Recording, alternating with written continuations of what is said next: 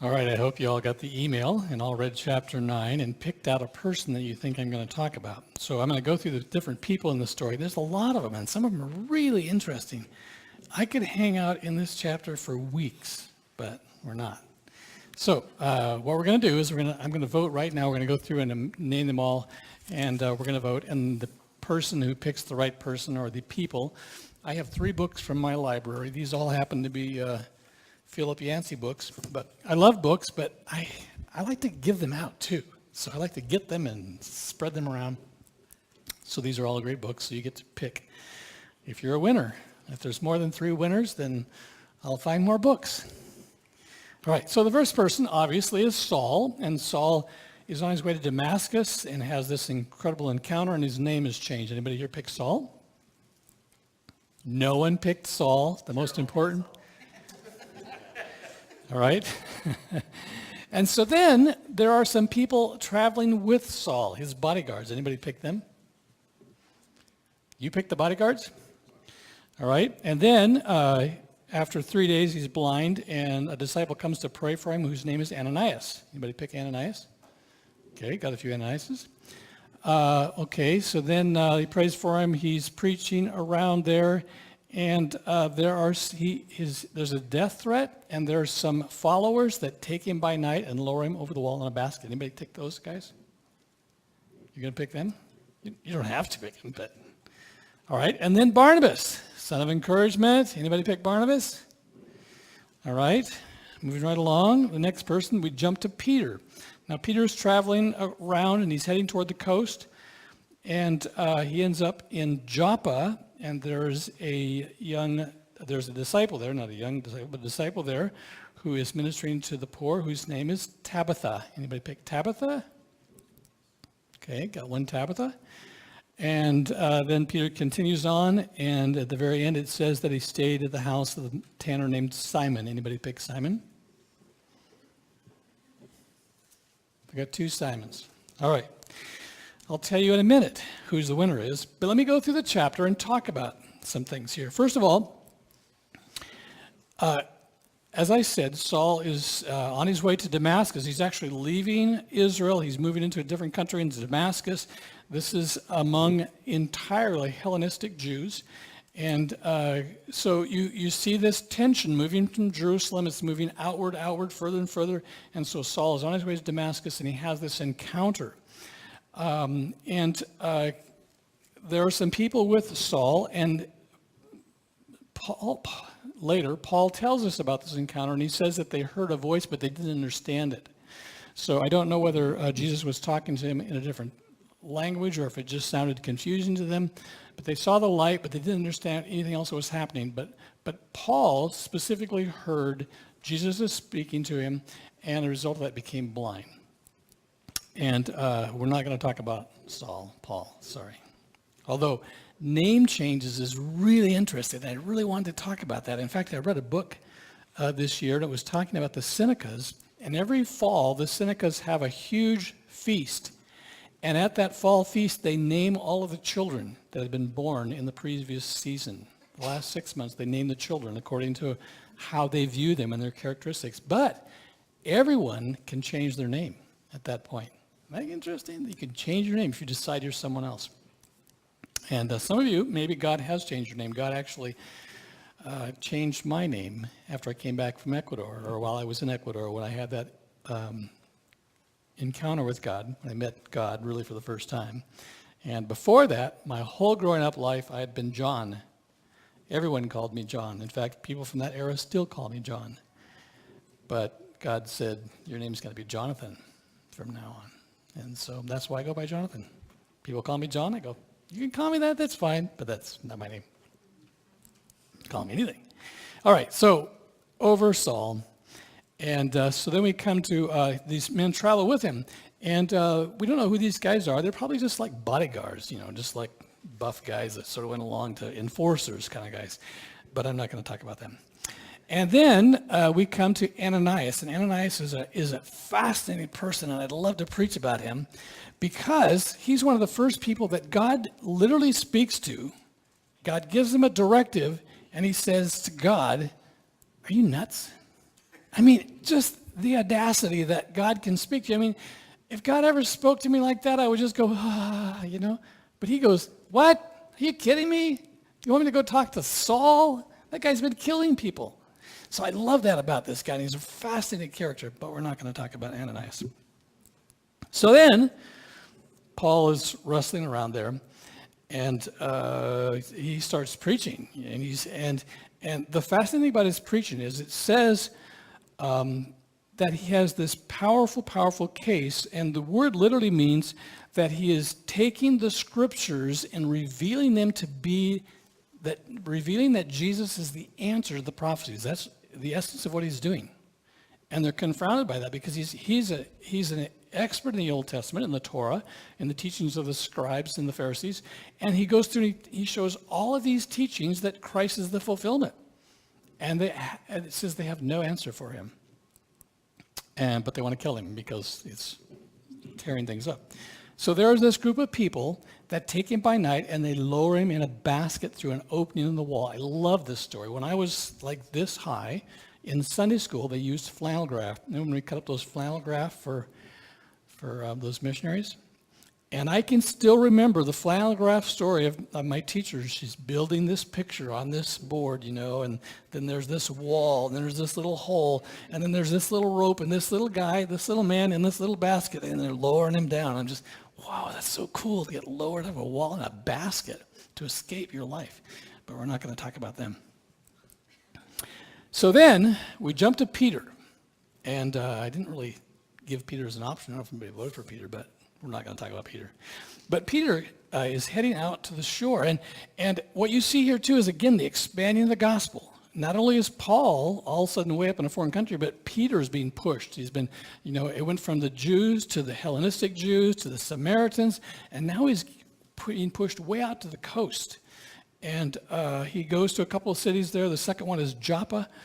And Joppa is just north of modern-day Tel Aviv. And we actually spent a night there. And in Joppa, there's this lady whose name is Tabitha. Tabitha means gazelle.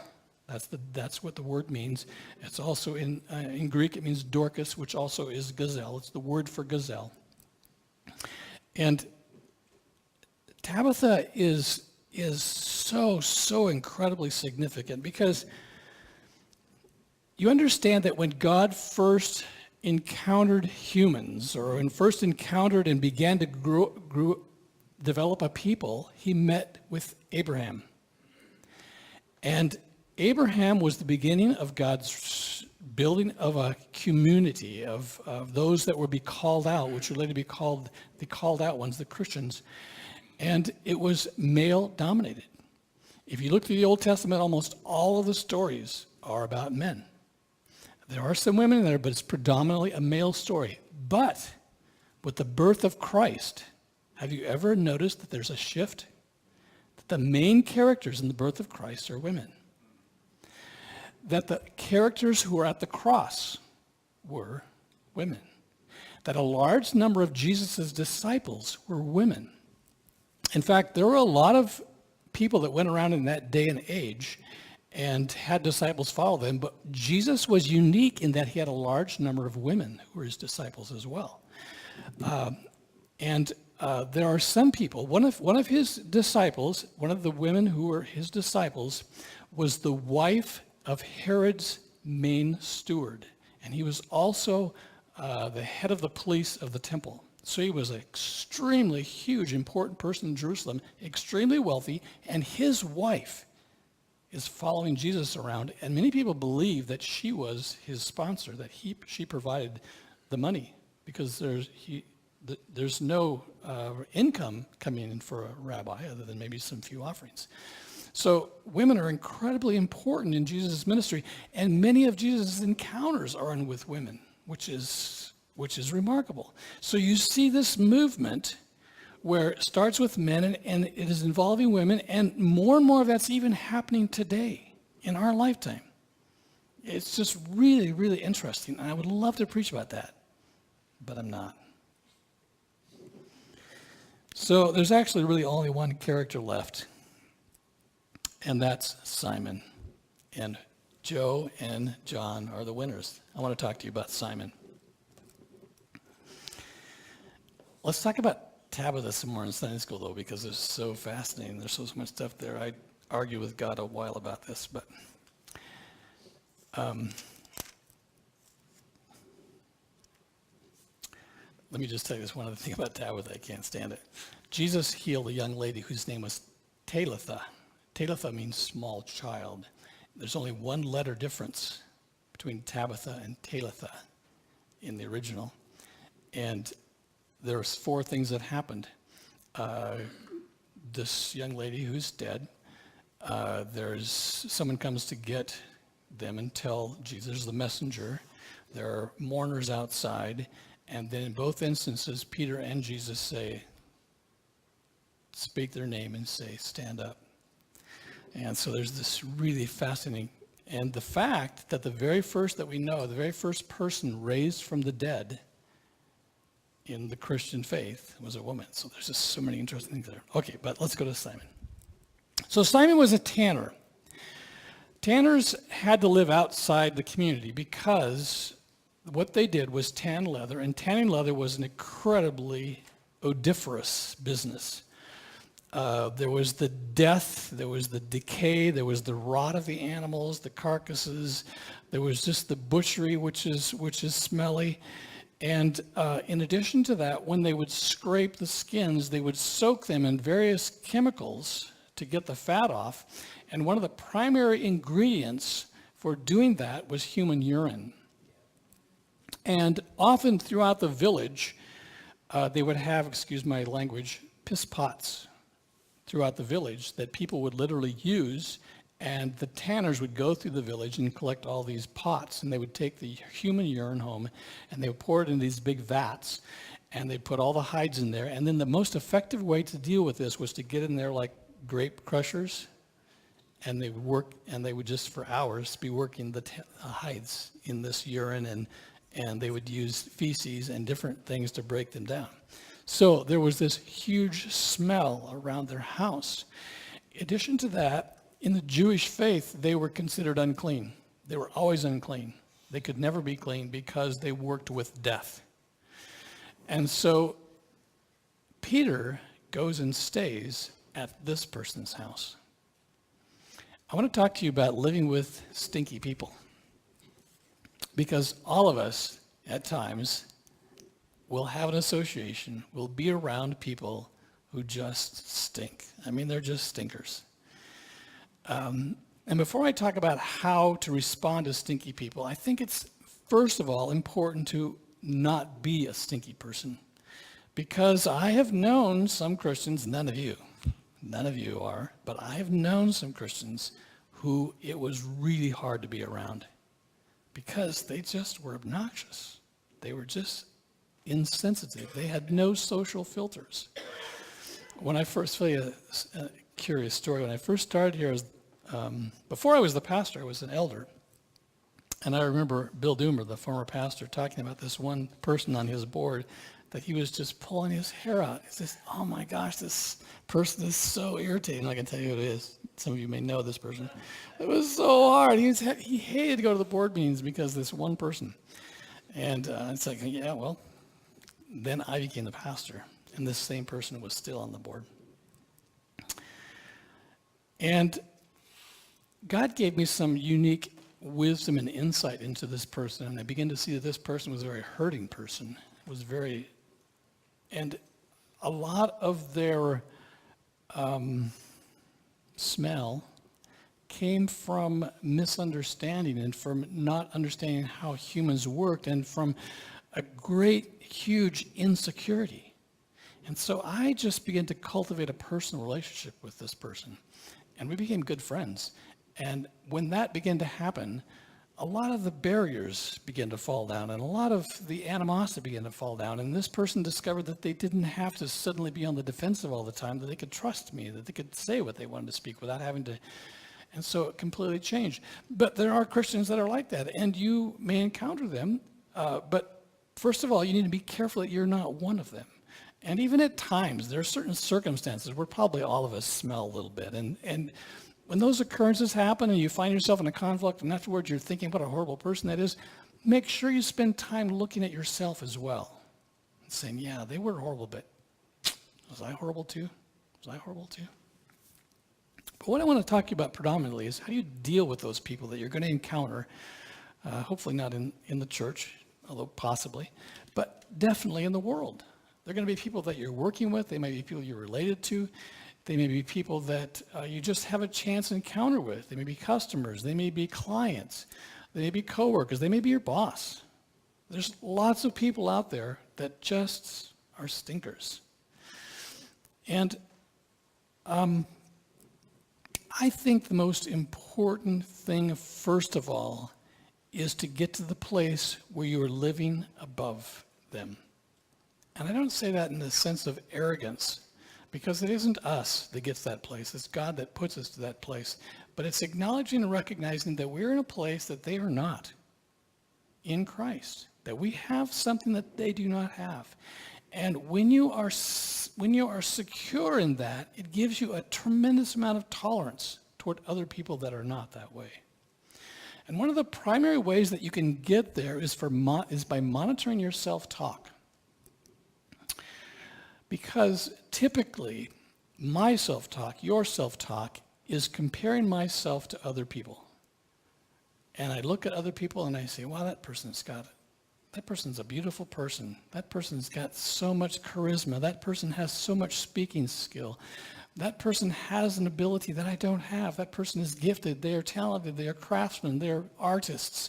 And so there are always these occasions to where I measure myself to other people, and I just say, wow, I'm not that way.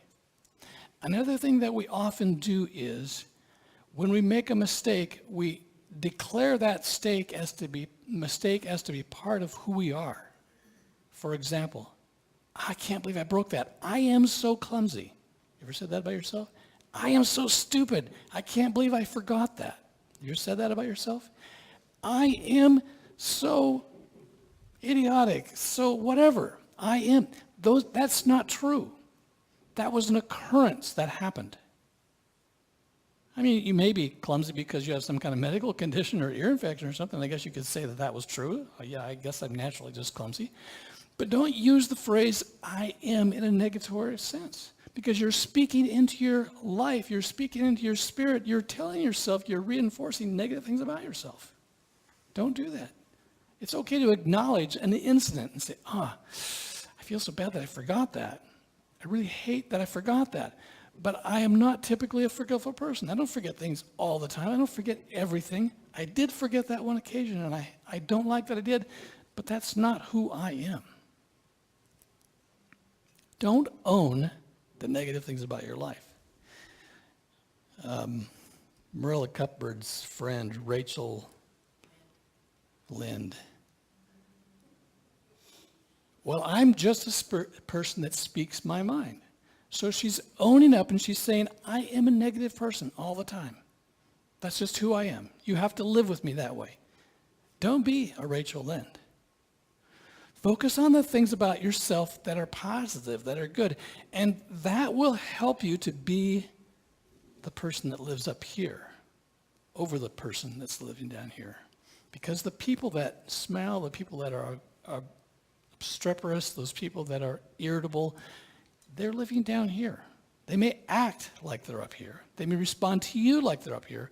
But you and I know in the eternal value of things, they're not up here. They're down here. So there are so many ways, little tricks and things that I could tell you about, but I'm not going to spend time doing that. If you really want to pursue this, go online and say, how do you deal with contrary people? And there's lists from psychiatrists and all different kinds of places. Great suggestions on how to deal with them, how to confront them. But I believe the basis of it all has to be your position in Christ.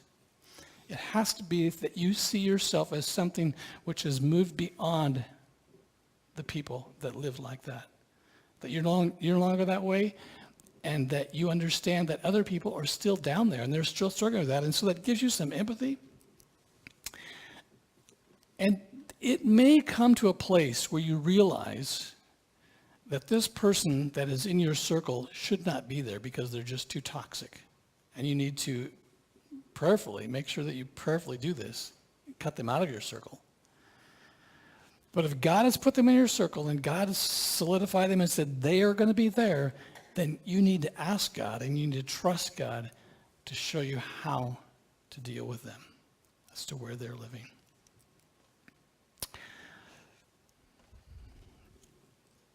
Do you know the word Christian is only used one time in the entire New Testament? Predominantly, it is used, the word is used is called out ones. People that are separate, people that are different, people that have been changed. And totally realizing that I am not just simply one other human being in this crowd. I am different, that God has set me apart, that God has set me in a place which is unique. Not arrogantly, not because I'm better, but simply because of the grace of God, I'm able to be here, not down here. So I need to act my place and respond to a broken and hurting world that's full of stinky people from the perspective that God has on them. God so loved the world. I want to transition to a time of communion, so I'm going to invite the elders to come, and Tim is going to lead us.